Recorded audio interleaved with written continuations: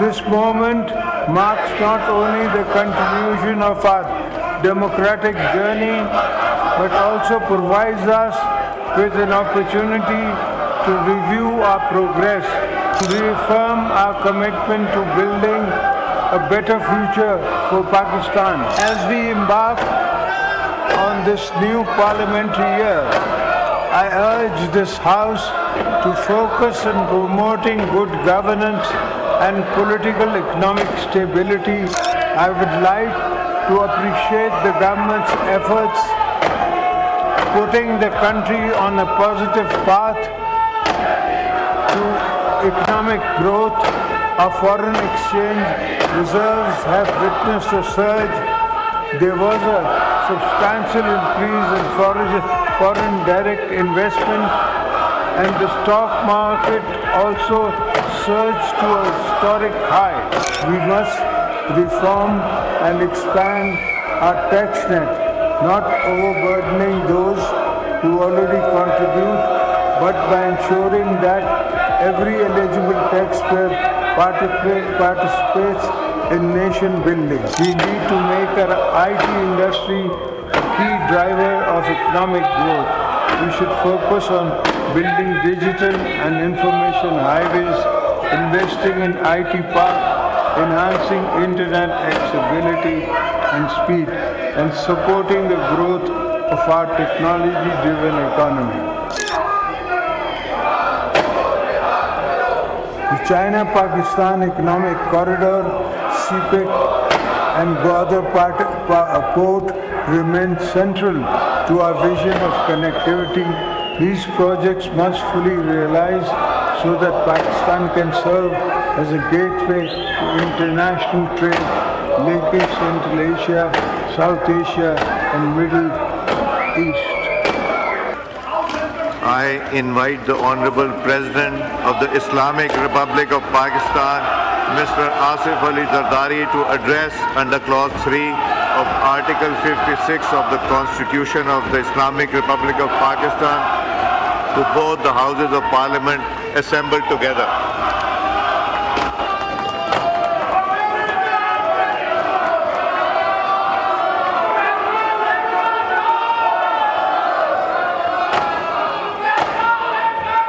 Bismillahir-Rahmanir-Rahim. Chairman Senate, Sayyid Yusuf Raza Gilani, Speaker National Assembly, Sardar Ayaz Sadiq, Prime Minister of Pakistan, Muhammad Shahbaz Sharif, members of the Parliament, distinguished guests, ladies and gentlemen, Assalamu alaikum.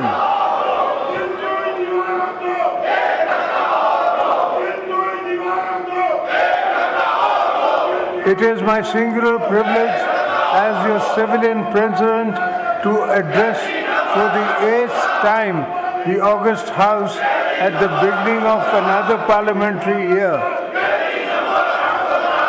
This moment marks not only the continuation of our democratic journey, but also provides us with an opportunity to review our progress and reaffirm our commitment to building a better future for Pakistan.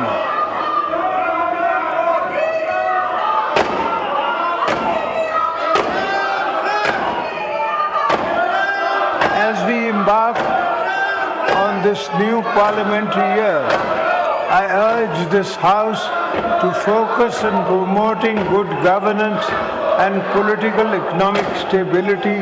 Our people have pinned our hopes on Parliament, and we must rise to the expectations. It is my first duty to remind you, we need to work harder to strengthen our democratic system, restore public confidence in the rule of law, and put Pakistan on the road to prosperity.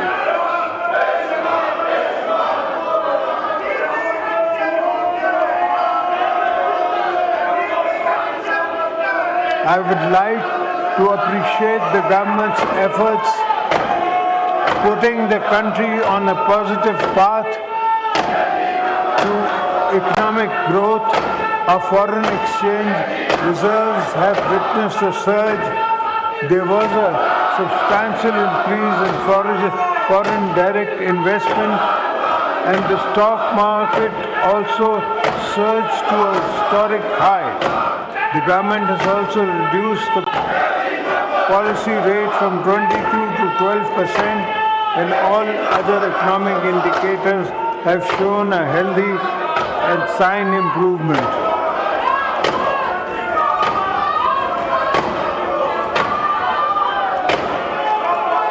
Honorable members, you are aware the population dynamics of our country have changed. A combination of factors present challenging. We must address the high rate of our population growth along with strategic drift in our administrative machinery has increased governance issues manifold. It is my considered opinion that this House should take this responsibility seriously and play its role in rail and reset our governance and service delivery outcomes.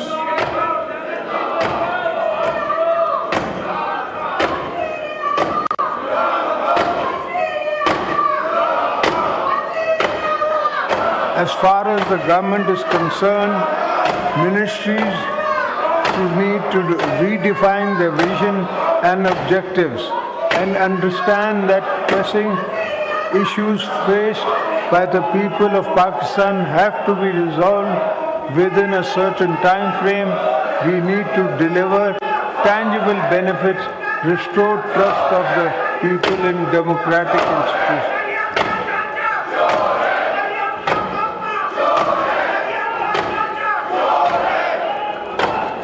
Democracy needs and give and take. And what better place to work of collective goals than this Parliament?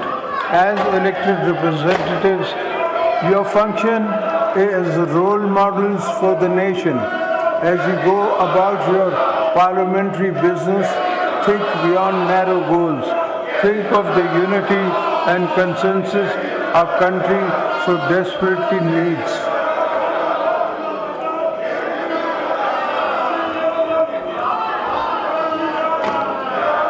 I would urge all you to empower our people, make decisions of national importance with consensus, encourage domestic, international investment for economic growth and job creation, foster social economic justice and ensure fairness and transparency in our system.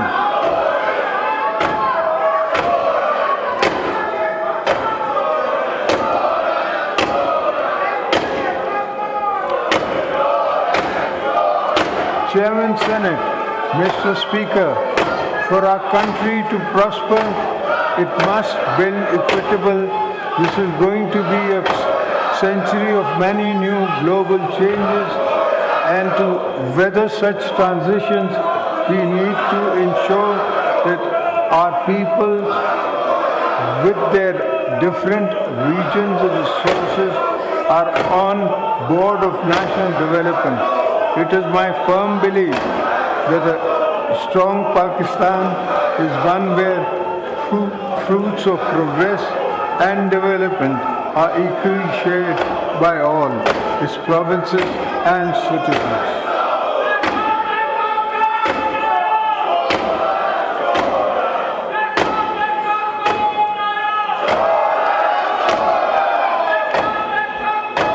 We should work actively to promote inclusive and uniform development, ensuring no province, no district, and no village is left behind. The House should ensure development is not limited to a few select areas, but reaches every nook and corner of the country. The ignored and neglected areas demand urgent attention from the federal government.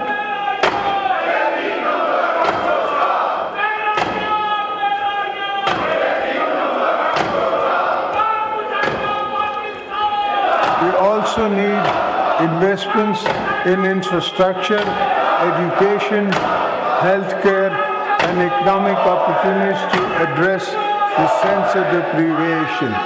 Parliament is the one forum where any sense of deprivation cannot just be aired constructively but also addressed with political empathy.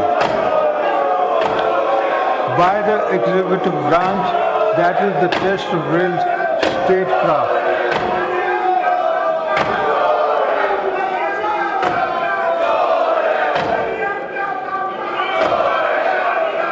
In this regard, improving our taxation system is essential to moving forward as a country. We must reform and expand our tax net, not overburdening those who already contribute, but by ensuring that every eligible taxpayer participates in nation building.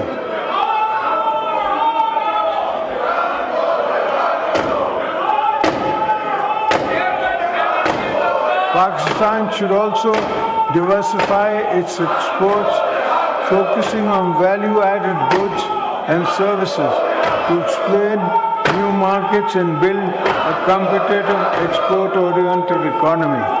We need to make our IT industry a key driver of economic growth. We should focus on building digital and information highways, investing in IT parks, enhancing internet accessibility and speed, and supporting the growth of our technology-driven economy.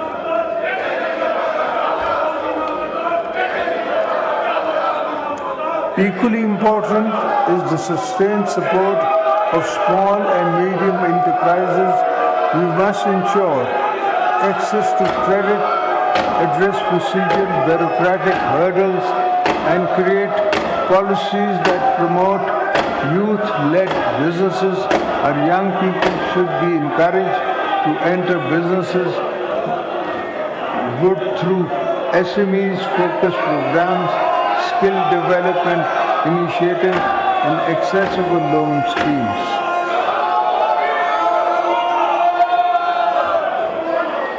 In order to achieve these objectives, I would like to urge the House to play its role to increase the ease on doing business.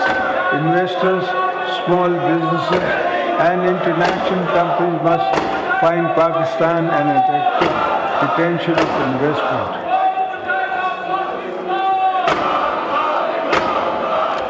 Honorable members, today the common man, the laborers, and the salaried class are facing serious economic hardships. Our citizens are burdened by inflation, high prices of essential items, and rising energy costs. As we approach the next budget, I urge this Parliament and the government to provide real relief to the people.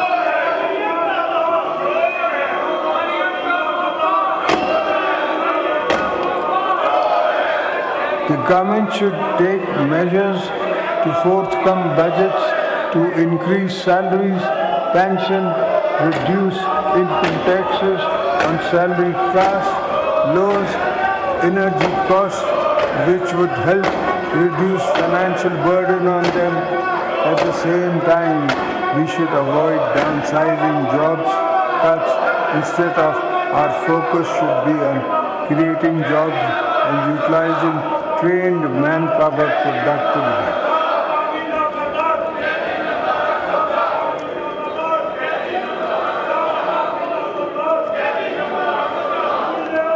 Ladies and gentlemen, women constitute almost 50% of the country's population, but they are underrepresented in every aspect of life. It is essential to empower them for enhancing their representation in various sectors.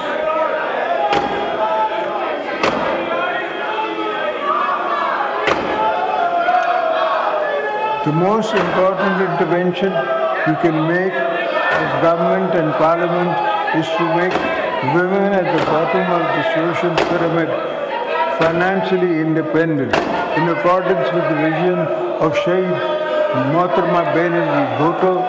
The Banerjee Income Support Program BISP remains a crucial lifeline of millions of families.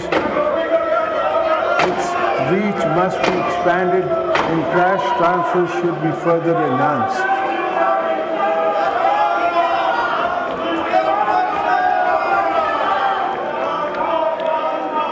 Young people make up a huge proportion of our current demographics. They need hope and inspiration. We should ensure the children are not outside schools in Pakistan. Promoting higher education, enhancing research in the universities should be a fundamental priority for creating a knowledge-based economy.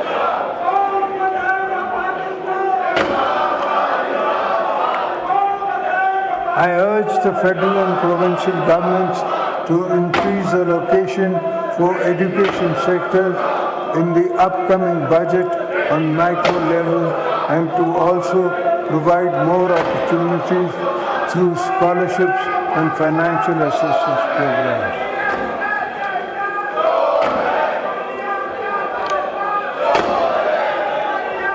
This is also the moment for us to reflect on how we can enhance access to quality health care all our citizens, reduce worrying incidents of malnutrition and polio vaccination in many children. Emphasis should be laid on primary health care.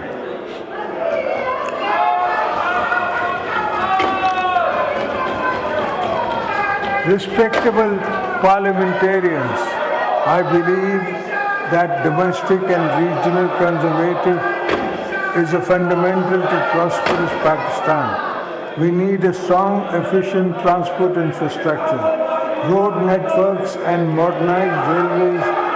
Gilgit-Baltistan and Balochistan require a special attention in terms of connectivity and development, as these regions are Pakistan's strategic frontier. We are vital to our national economy. This will not only lower poverty, but also stimulate the economy with the new job skills and markets.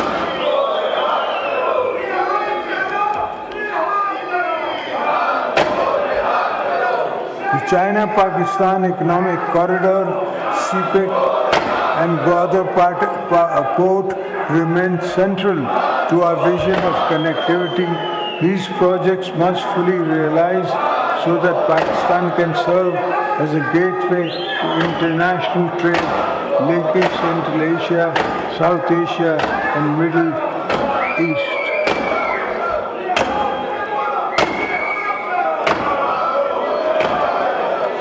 At this point, I would like to take this opportunity to urge the federal and provincial governments to strengthen agriculture sector, ensure sustainable water management, bring coordination and agencies to the urgent task of managing the growing threats of climate change.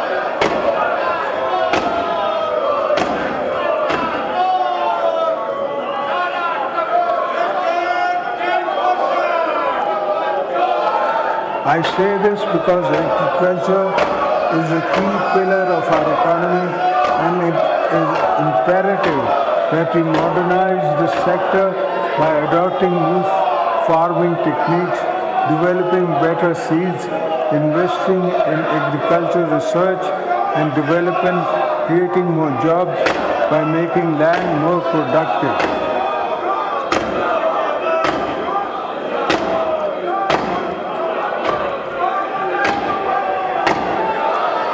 In order to improve our productivity, increase livestock yield and expand food exports, our farmers must be equipped with modern tools. We must aim for stability and self-sufficiency in food production. We need to focus on greater water availability and its efficient use. We must work towards innovative solutions such as bringing water from Tajikistan to Balochistan, upgrading irrigation systems, and utilizing new technologies to conserve and distribute water.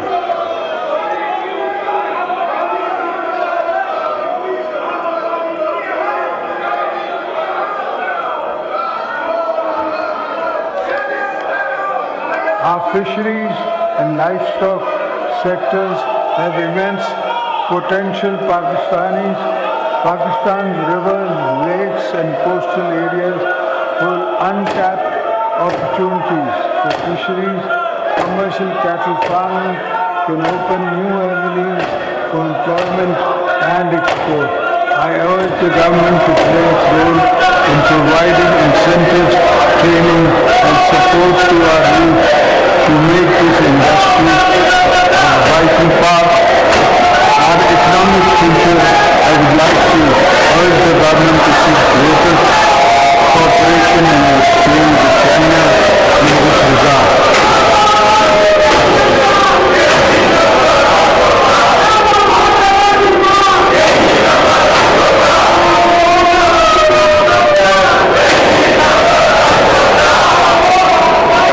You are aware that Pakistan is one of the countries most impacted by climate change. We should focus on restoring biodiversity, adaptive strategies on the food and water security access, and preservation of the economic system.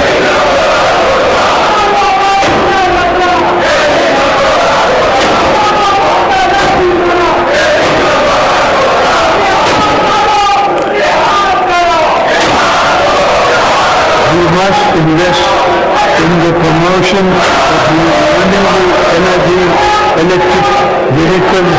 We must also focus on recharging our wetlands and rivers so that they emerge pollution free, and because once again the lifeline for livelihood and rich marine ecosystem. The mangroves of Sindh stand as a shining example of what can be achieved through conservative efforts.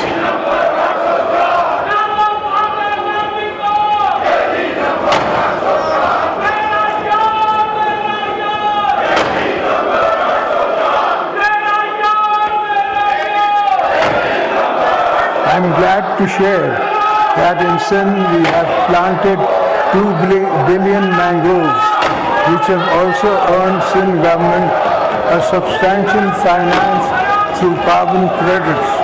We should replicate this model protectively and benefit it from the international carbon credit market.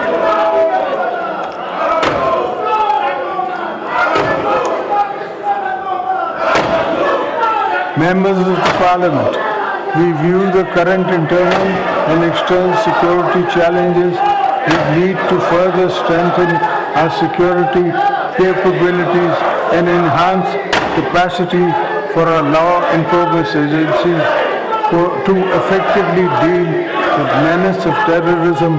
Parliament needs to play a role in building a consensus to tackle extremist ideologies as well as militancy that supports such violence.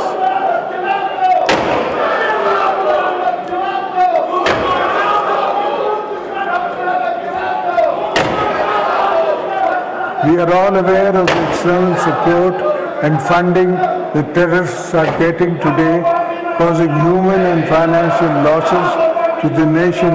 We must unite to ensure that the challenges don't gather more momentum, because already thousands of our security forces have sacrificed their lives in the fight against terrorism, and we cannot allow resurgence again.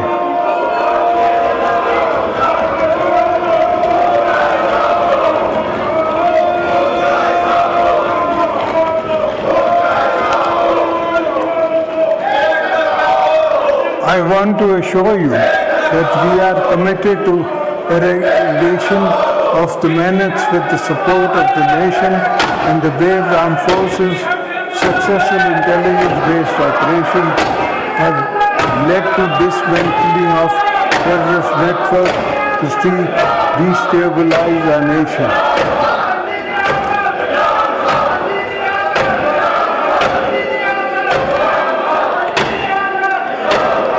The entire nation is proud of its security forces and pays rich tribute to their bravery and dedication and countless sacrifices they have made in the service to the country. At the same time, we should not forget that militancy finds roots in deprivation and inequity. So we must focus on the development and regions most affected by terrorism and create employment.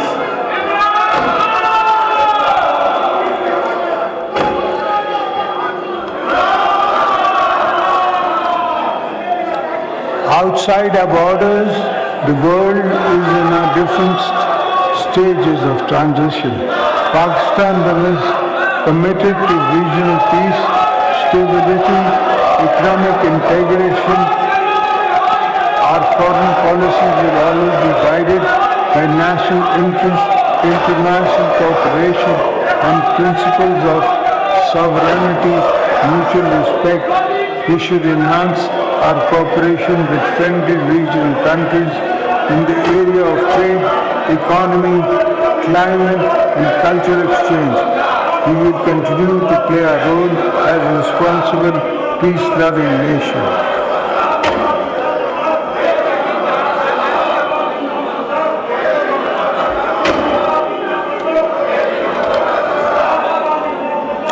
Our time-tested relationship with China remains a cornerstone to our diplomacy. We will continue to further strengthen economic and strategic ties with Beijing.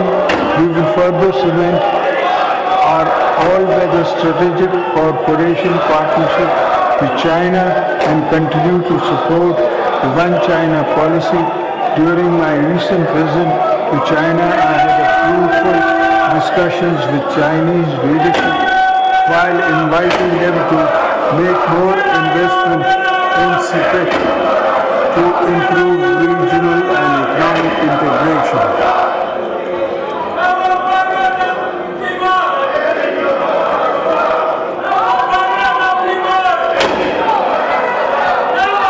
Through our recent engagements with the Chinese leadership, both nations have reaffirmed commitments to further strengthen economic cooperation. The benefit of CPEC will reach every corner of Pakistan through different projects.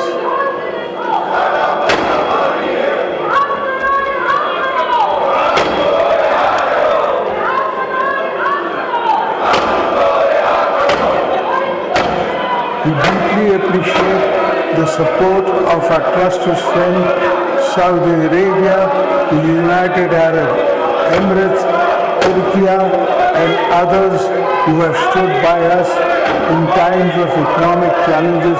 We are committed to further strengthening our long-standing historic, cultural, and economic ties with the friendly nations of the Gulf and Central Asia, as well as the European Union, the United Kingdom, and the United States of America.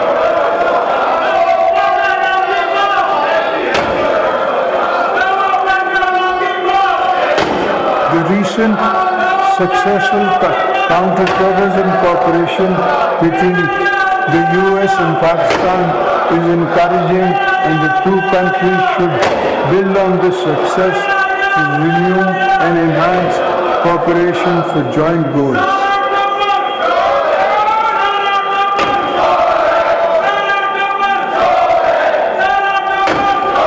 Honorable members, the plight of two of our brothers and sisters in Indian illegally occupied Jammu and Kashmir remains of great concern for the entire nation.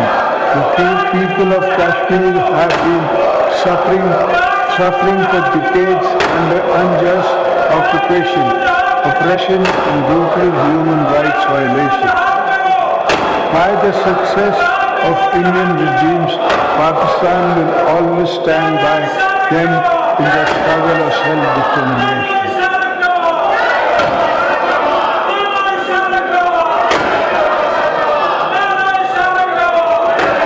We will firm our unwavering moral, political, diplomatic support for the Kashmir people and call upon the international community to take decisive action against atrocities being committed by Indian occupied forces. The voice of oppression will not be silenced.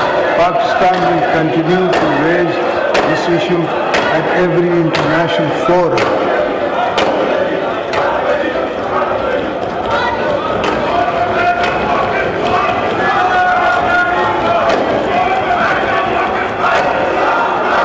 The Syrian devastation in Palestine demands urgent attention of the world. The Palestinian people continue to endure violence, displacement, ethnic cleansing, and oppression at the hands of Israel's security forces.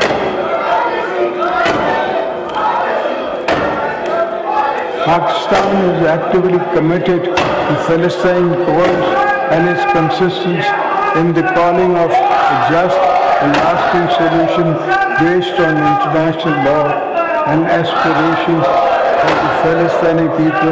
Our position is clear and wavering that establishment of an independent and sovereign Palestinian state with Al-Qudus al-Sharif as its capital is essential for lasting peace in the region.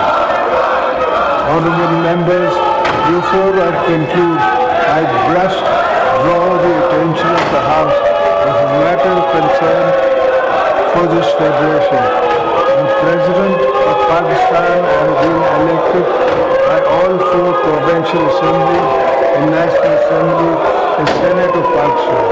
In the Constitution framework, it is my duty to represent the federation.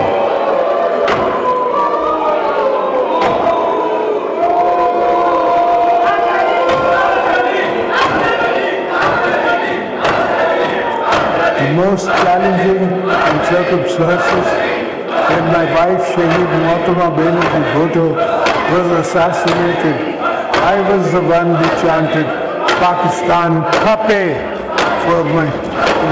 Pakistan always comes first.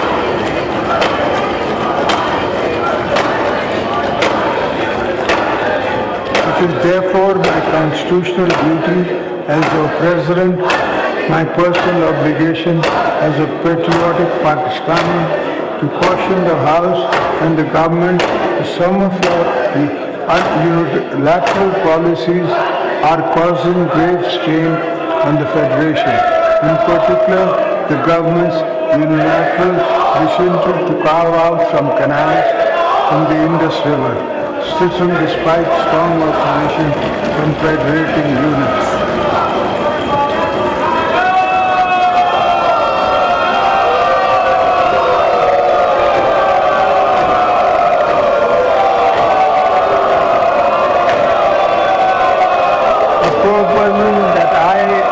President cannot support. I urge this government to abandon this correct proposal and work together with the stakeholders to come up with a viable, sustainable solution based on unanimous consensus among the federating units.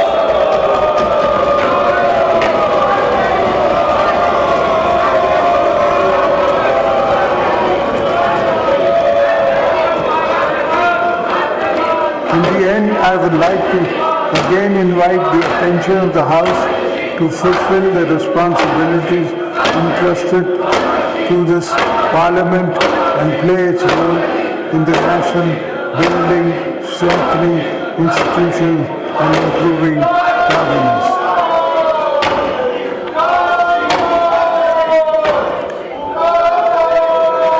Let us put national interests supreme. Set aside personal and political differences. Let us work together to revive our economy, strengthen our democracy, and uphold the rule of law. Let us strive to build a Pakistan that is just, prosperous, and inclusive. Make the best use of this parliamentary year. Thank you. Pakistan, Zindabad.